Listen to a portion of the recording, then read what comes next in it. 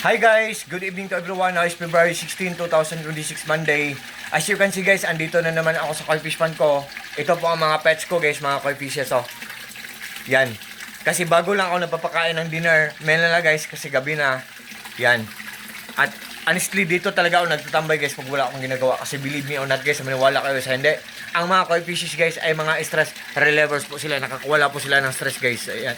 Ayan po sila guys oh. At ito po ang pan ko guys, oh, maliit lang, simple, small, butterball.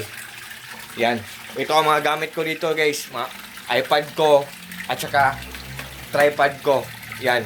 At ang plant ko na indoor plant guys, peace lily guys. White ang kanyang flower. Kahit nasa loob siya ng bakuran, hindi siya mamamatay kasi pang indoor siya. Ang ganda. Peace lily. Oh. Yan.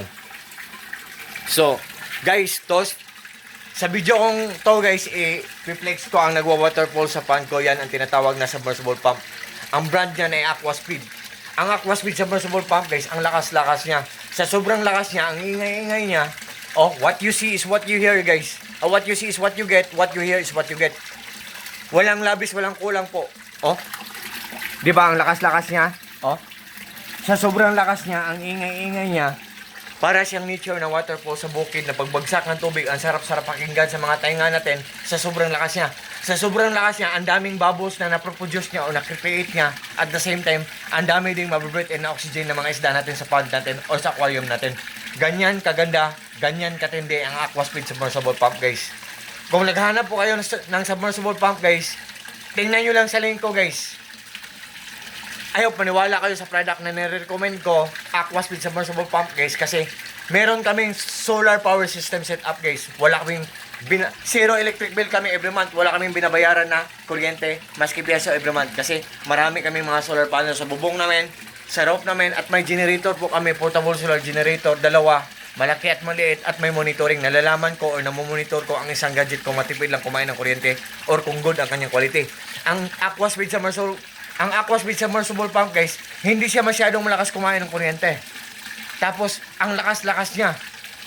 Oh, gabi.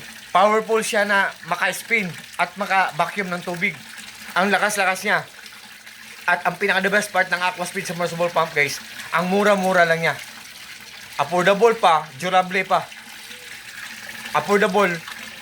Ayan. Mura lang guys, for just only in low price lang guys.